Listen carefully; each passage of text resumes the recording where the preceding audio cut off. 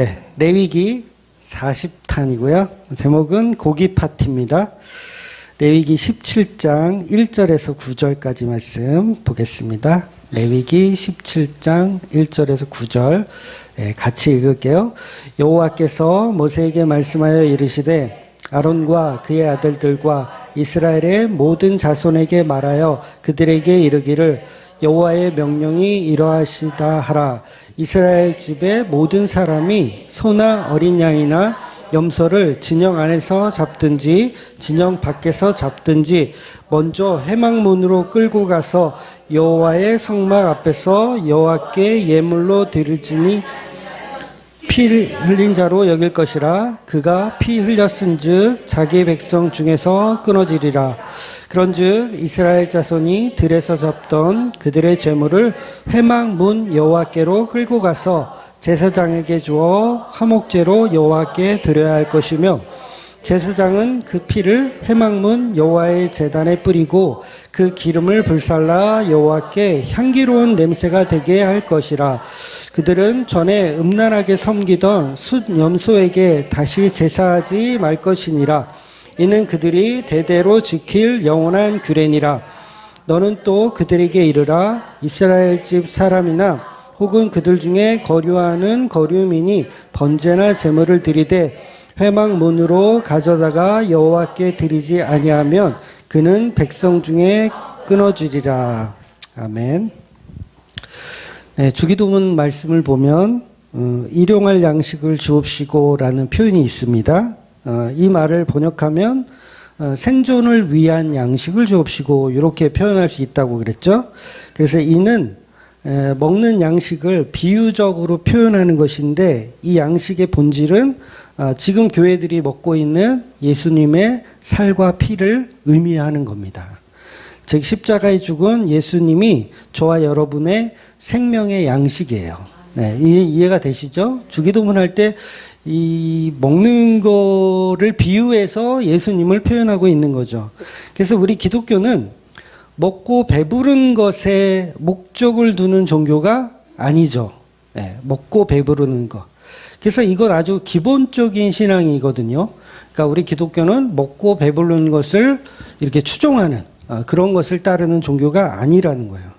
그래서 여러분들이 식사할 때, 보통 이제 교회 다니시는 분들은 식사할 때 항상 식기도를 합니다.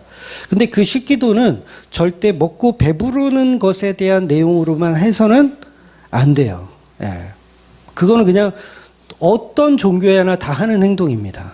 그러니까 불교에서도 그 공양이라 그래서 밥 먹기 전에 항상 감사하는 그 기도를 드리거든요. 드리고 먹습니다. 어떤 종교나 다 마찬가지일 거예요. 밥 먹을 때 이 먹고 배부른 것에 대한 감사, 그리고 이걸 대접한 손길에 또 감사. 근데 기독교는 그런 감사가 주 목적이 아니에요. 물론 그렇게 한다 그래서 그걸 막 잘못됐다 할 건 아니지만, 거기까지만 하는 건 그건 그냥 종교적인 어떤 행위에 불과하다는 거죠. 그래서 우리 기독교는 먹고 마실 때마다 십자가에 죽으신 그 예수님의 살과 피를 생각하라는 의미가 바로 이 주기도문의 일용할 양식의 의미라는 거죠. 그래서 우리가 살아가는 동안 일생 동안 얼마나 많은 음식을 드셨어요? 많이 먹었죠. 앞으로도 많이 먹을 거고. 그래서 성도는 먹을 때마다 마실 때마다 사실은 모든 음식이 나를 위해서 희생하는 것처럼 그 음식을 여러분이 먹어서 그 음식이 여러분의 살과 피가 되잖아요. 그게 희생하는 것처럼 예수님의 살과 피가 나의 생명을 살리는 그런 음식이라는 것을 반드시 알아야 된다는 거예요.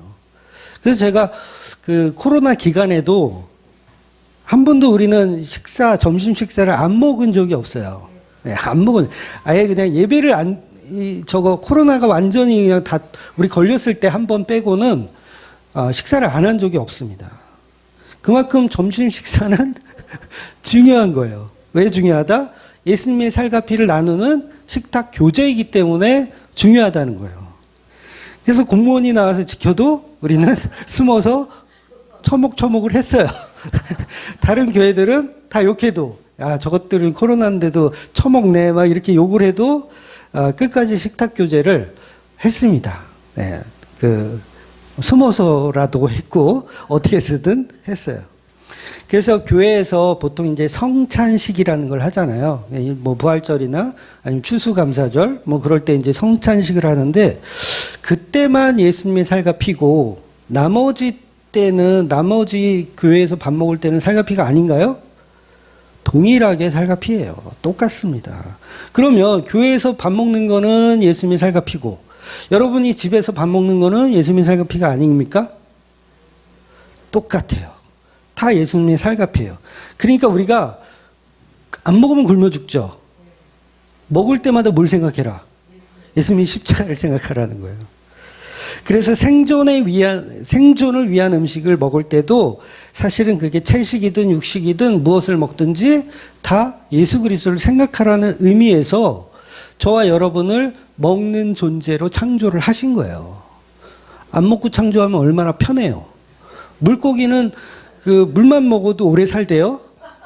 먹이를 안 줘도. 여러분 금붕어 키워보셨어요? 금붕어 같은 거 먹이 안 주고 막 보름씩 한 달씩 지나도요 안 죽어요. 왜 안 죽는지 모르겠어요. 하여튼 안 죽어요. 근데 우리 인간은 큰일 나지. 하루만 굶겨봐 큰일 나지. 성격이 변해요. 하루만 굶기면 성격이 변해. 금붕어들은 성격이 안 변하는데 인간은 성격이 변해. 왜 그런 겁니까? 먹을 때마다 마실 때마다 예수님의 살과 피를 기억하라는 의미에서 그렇게 창조를 하신 겁니다. 그냥 공기만 먹고 살아도 될 존재로 충분히 만드실 수 있는데 일부러 생존하는 우리 인간들은 먹어야 사는 걸로 만들었어요. 그 이유는 예수님의 살과 피를 기억하라는 거예요. 그거 기억 못하면 뭐예요? 세상 사람이에요. 그렇다고 여러분 보고 먹을 때마다 마실 때마다 나 그냥 먹었어. 어떻게 나 예수님 생각 못했는데 너무 맛있어. 그래서 그냥 먹었는데 난 죽일 놈이야. 막 이렇게 어떤 율법적인 도구로 음식을 그렇게 먹으라는 얘기가 아니라 우리의 인간의 생명 유지를 할 수 있는 것은 음식이 아니라 예수님의 살과 피라는 것을 기억해야 된다는 거죠. 그래서 절대로 바리새인처럼요 막 식당 가서 대표 기도하고 그러라는 얘기가 아니에요. 저도 그런 건 꼴보기 싫더라고요. 식당 가서 기도하라는 얘기가 아니라 우리 인간의 생명의 주관자, 우리에게 생명을 제공하시는 분은 예수님의 살과 피, 그 음식이라는 거예요. 그래서 일부러 하나님은 우리를 그렇게 창조해 놓으셨다는 거죠. 그래서 세상 사람들은 생각하지 못하는 것. 세상 사람들은 생각하지 못해요. 먹을 때마다 마실 때마다 즐거워합니다. 어디까지 생각하냐면 세상 사람들이 조금 생각한다는 게 농부들을 위해서 감사, 대접한 손길에 위해서 감사. 근데 우리 기독교인들도 똑같이 그런 류만 따라해요. 막 집사님이 밥 한 번 쏘면 대접한 손길 위에 30배, 60배, 100배의 결실을 맺어주시고.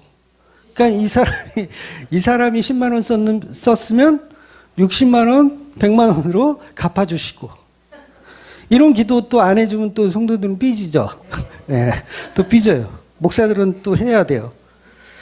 그러니까 성도는 사실 먹는 것에 축복을 하는 것이 아니라 그것이 인간을 위한 희생하는 예수님의 살과 피의 개념이라는 것을 우리는 죽을 때까지 경험하면서 살아가는 거예요. 단 한순간이라도 좋아요. 여러분이 세 끼를 먹을 때 단 한순간이라도 예수님의 십자가와 은혜를 생각할 수 있다면 그건 저는 성공했다고 봅니다.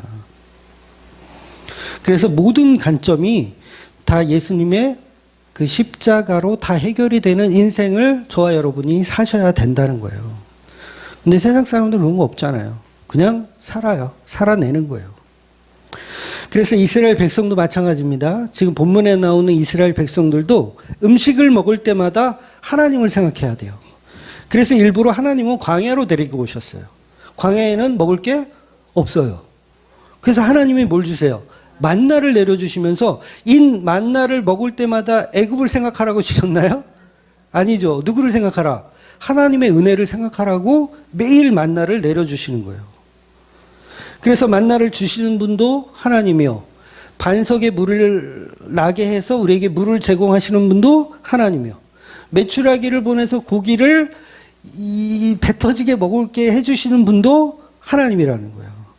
하나님을 기억해라. 그래서 만나를 거둬서 과자를 만들고 그걸로 뭐 떡을 만들고 만들 때마다 뭐예요? 누구께 감사해라?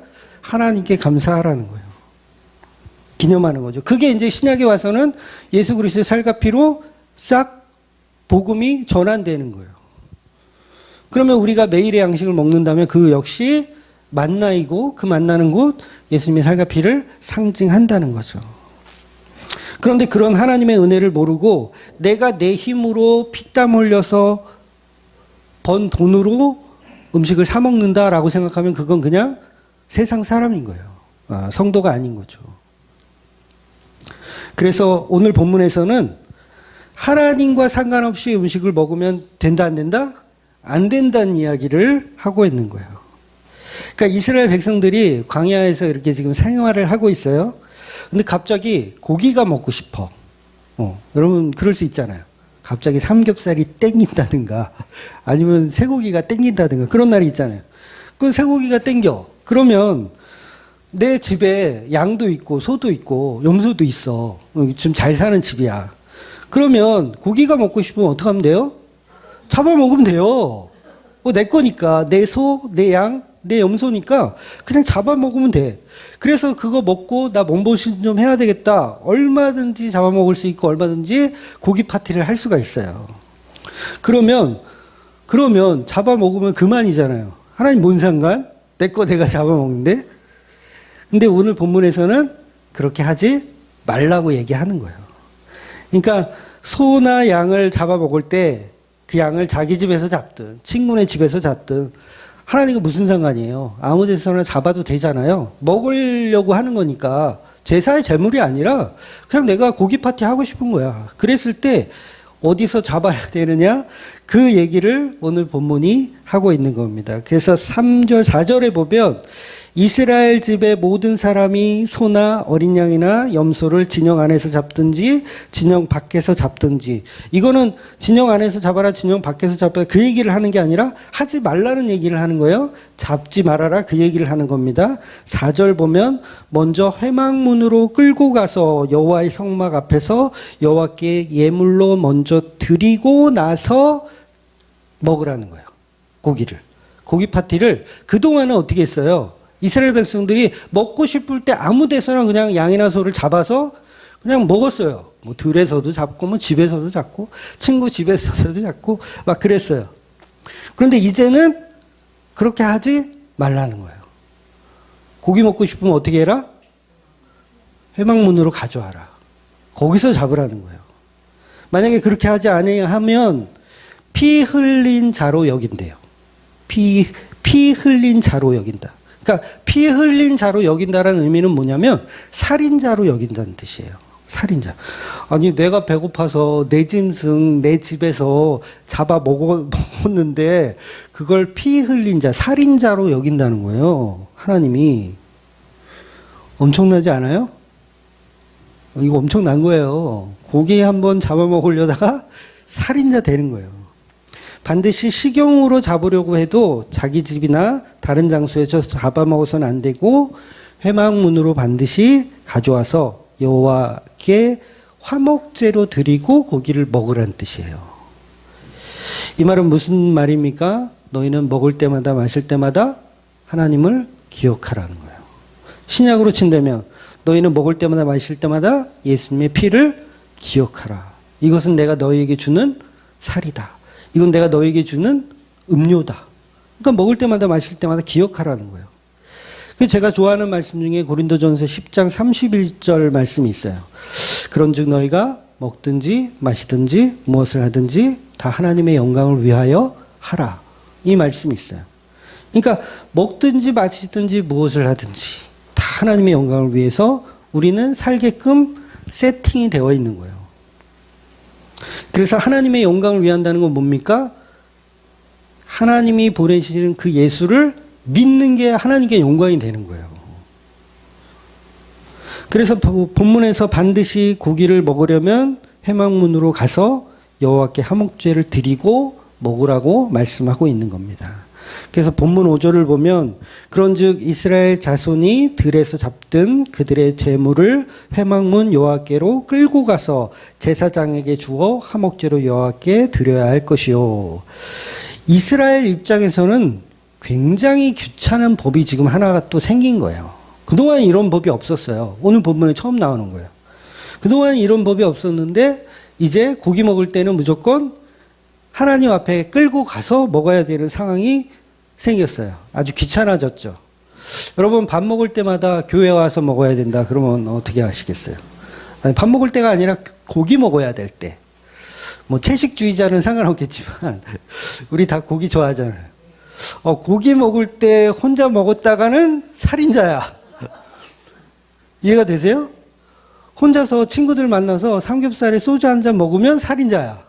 그럼 어떻게 해야 돼? 고기를 교회에 가져와서 목사님께 보여드리고 그리고 먹으라는 얘기잖아요. 그럼 얼마나 귀찮은 법이 지금 생긴 거예요. 짜증 확 나는 법이 지금 생긴 거예요.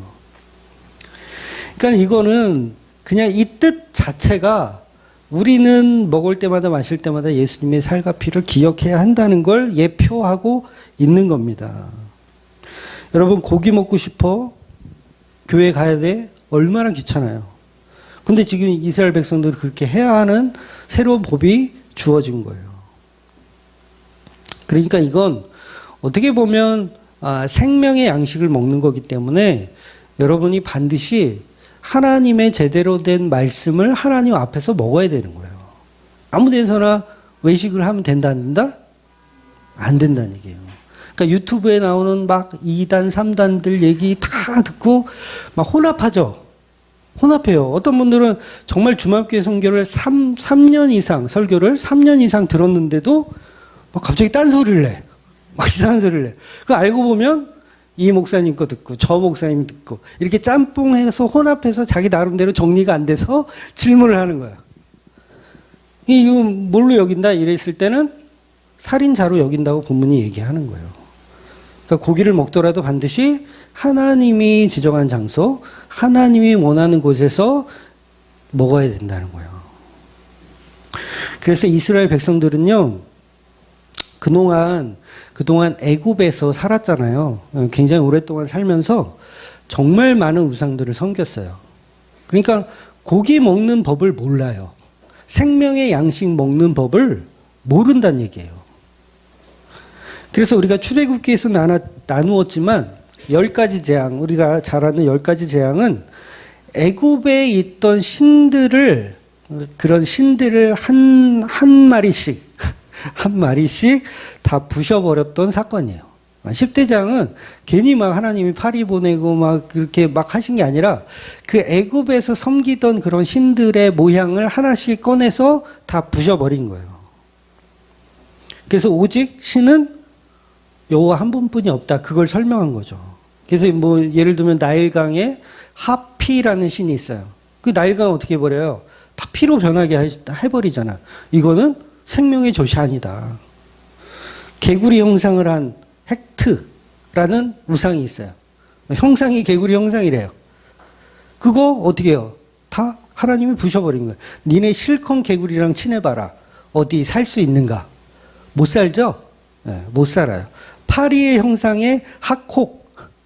이름도 이상해. 파리의 형상을 가진 신이 또 있었대요. 그것도 부셔버리고. 메뚜기의 신, 세라피아. 메뚜기의 신을도 섬겨요. 하여튼 이 애굽은 섬기고 싶은 건 다 끌어다가 섬겨요.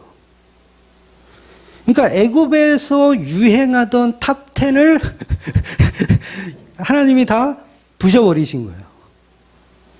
오늘날로 치면 뭐 불교, 뭐 우리나라에 있잖아요. 뭐 천주교, 무슨교 그거를 하나씩 다 뭐 대순진리교 뭐 이런 것까지 다 이 탑 10을 다 부셔버린 거예요, 하나님이.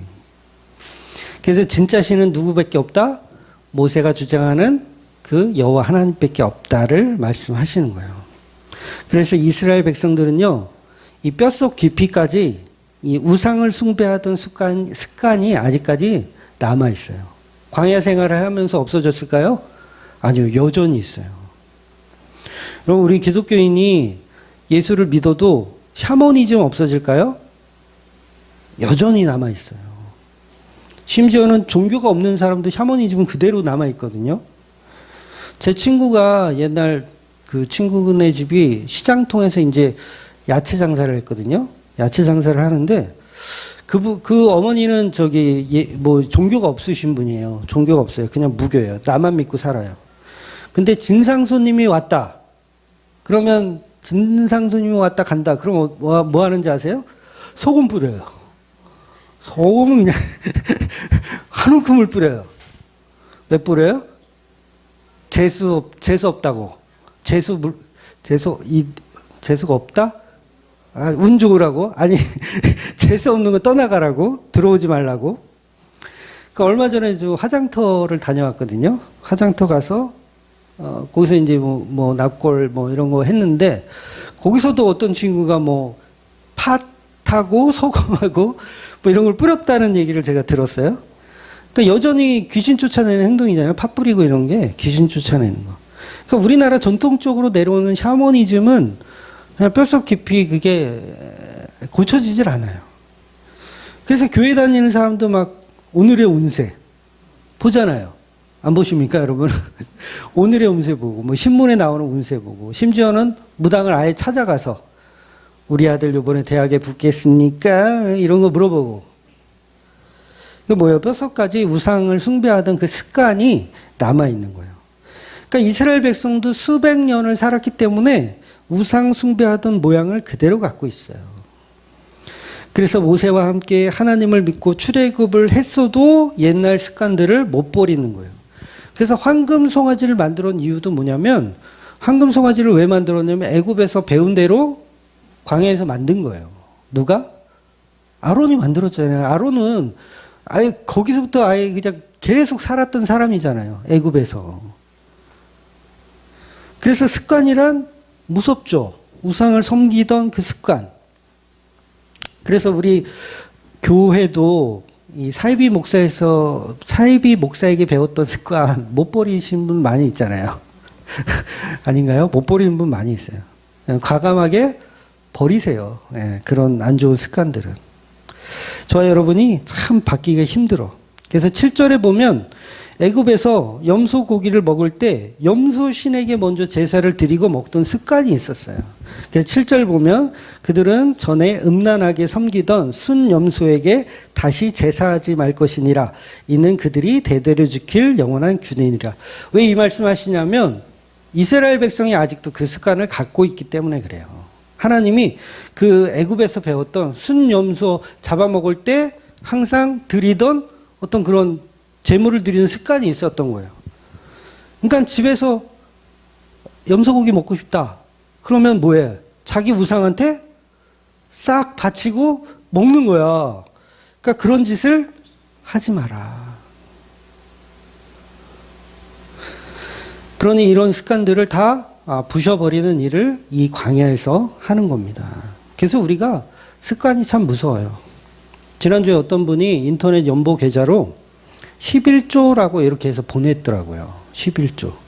그러니까 이름은 1조고 성이 10이라고 처리했어요. 이해가 되세요? 그냥 11조 헌금 누구누구 이게 아니라 그냥 11조 이렇게만 보냈더라고요. 그러면 성은 10이고 이름은 1조겠죠.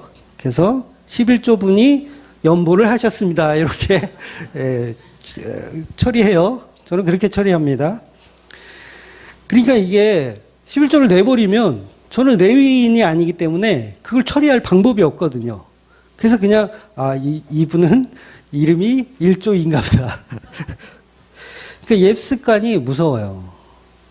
아마 우리 교인들도 아마 그런 적이 있을지도 모르겠어요. 가끔 헌금 봉투에 11조가 들어올 때가 있어요.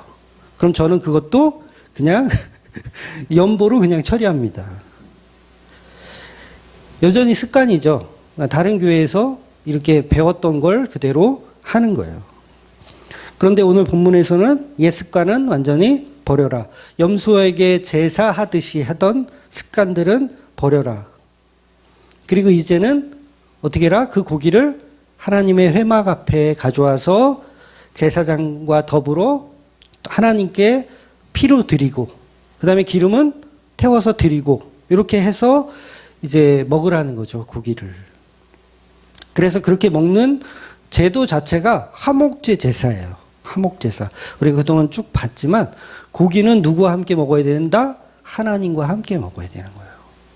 그러니까 우리가 살과 피를 먹을 때 예수 그리스도의 십자가 없이 먹으면 그건 그냥 일상생활을 하는 거예요. 그 자체가 사실은 죄죠. 그래서 십자가에 죽으신 예수님의 살과 피를 오늘도 먹습니다. 라는 거예요. 그러니까 이걸 아까도 말씀드렸지만 율법적으로 하지는 마세요. 율법적으로. 뭐, 배달의 민족, 요기요? 뭐 이런 거 배달할 때 하나님의 살과 피 제공해 주십시오. 이렇게 라이더한테 그렇게 하지 마시고, 그런 얘기가 아니라 율법적으로 적용하라는 게 아니라 이스라엘에게 주신 말씀처럼 모든 것은 예수님의 십자가 은혜로 통일되어 한다는 의미예요. 요한복음 한번 볼게요. 6장 48절 51절까지 6장 48절.